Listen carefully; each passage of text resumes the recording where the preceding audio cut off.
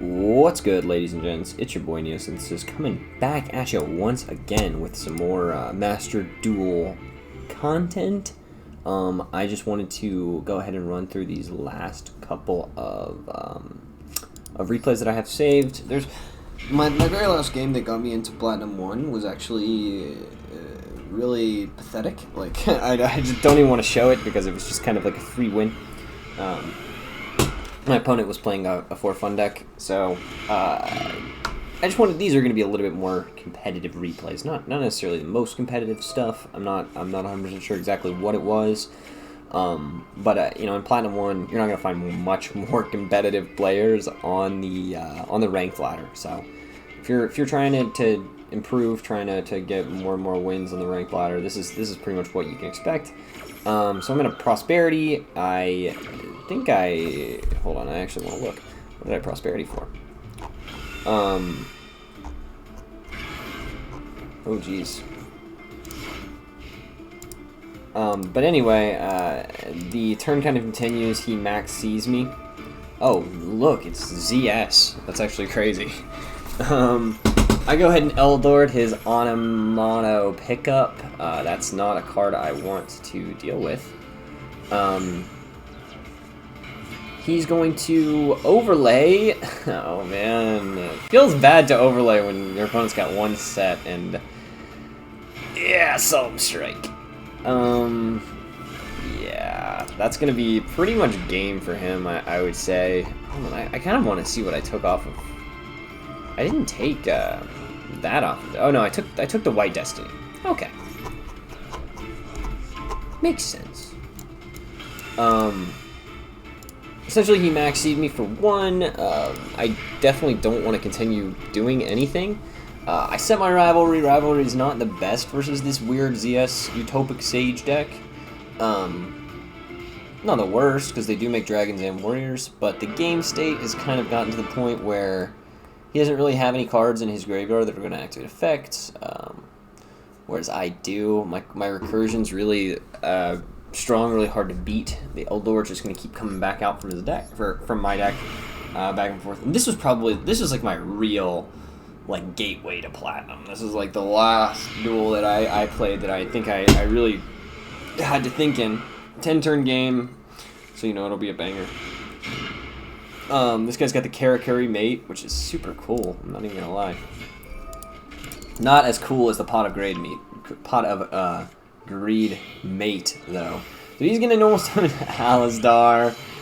He links his Alistar into this Artemis. He's gonna go ahead and Elshadal Fusion away his Artemis and his Beast in his hand. Special summoning out Construct. Construct sends his Shadal from your deck. This is my favorite deck of all time, by the way. Construct. Chainlink 2, Beast, draw. Construct, Chainlink 1. He actually chainlinked that wrong. You want to send and then draw, because you don't want to draw your Shadal. And then he essentially sent, I believe, just a Hedgehog, adding Elshadal Windy, or Reshadal Windy. And then he's going to activate the Shadal Fusion in his hand. Or actually, he uses Invocation to special summon out Winda. Activates Windy's effect in the graveyard and Squamata's effect.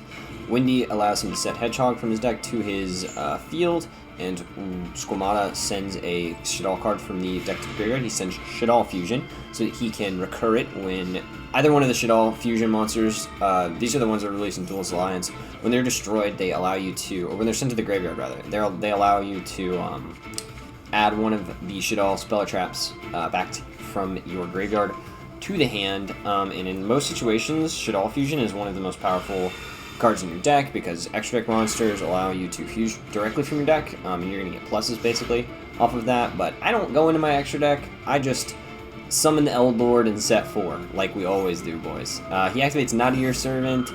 I know this card's limited in this format, and I know that Dogmatica is a strong engine by itself, so I figure it's probably better just to not let his Dogmatica stuff get rolling in the first place.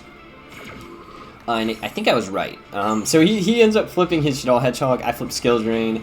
His Hedgehog obviously cannot activate, or cannot, its effect will not work. I summon out my Conch, I pop his Construct in the end phase, so he gets back Shadal Fusion. He obviously can't use that necessarily in this situation.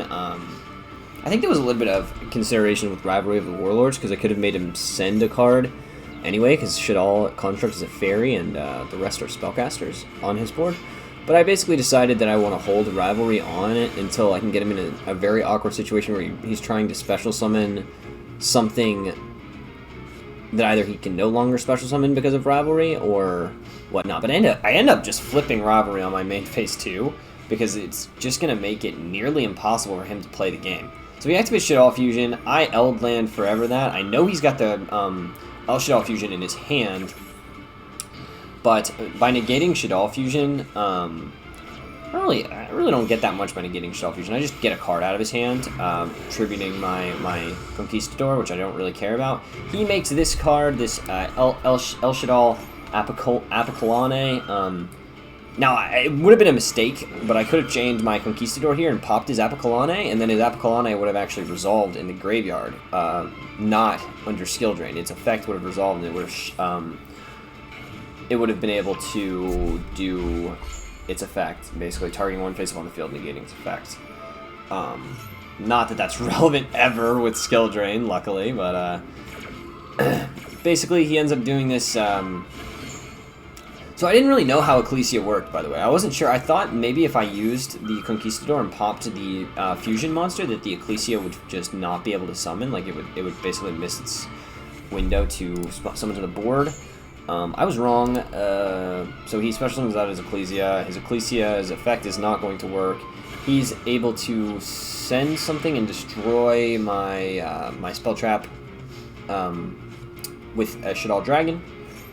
Which is just basically when it's sent to the graveyard, you can target one spell trap on the field and destroy it.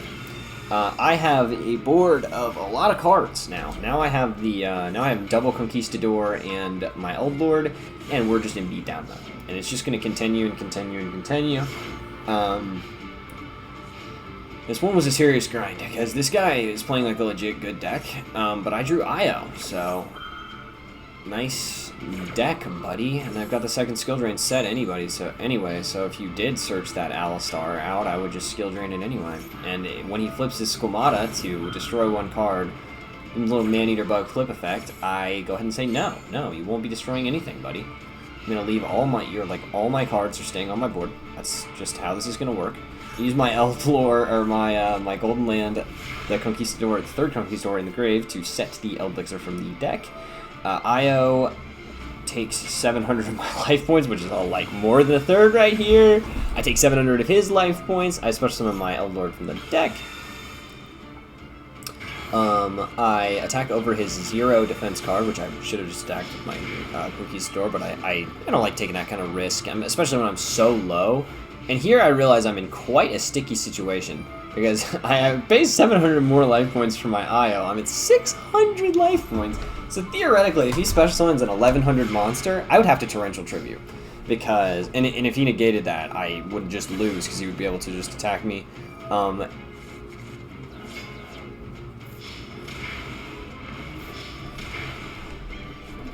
Yeah, this is just game, basically. Almost exact game, actually. He doesn't have any real spell traps. I have the Hakero set, so I have the 1800 extra burst. With my 2 500s and my 5500, because he had 5500 life points, he would have survived by 500 if I hadn't had that Hakero set. So Hakero coming in clutch, throwing on more damage. Not really something I talk about often enough, I guess, when I mention Hakero. But that extra little potential 1800 burst, it can really it can, like in this situation right here, it can very much shift the balance. Also, I made a little edit to my Tenyi deck, so if anybody wants to see that, just let me know. I really only threw one card in there, but it's the best card in the entire deck, and the only reason you'd want to play that deck in the first place. I'll kind of leave that ambiguous and kind of maybe see if I can pique some interest in that. But anyway, that's been your boy, Neosynthesis. Just some more replays, give you guys more and more insight into the deck. Hope you guys can join me up here in Platinum 1. It's cozy.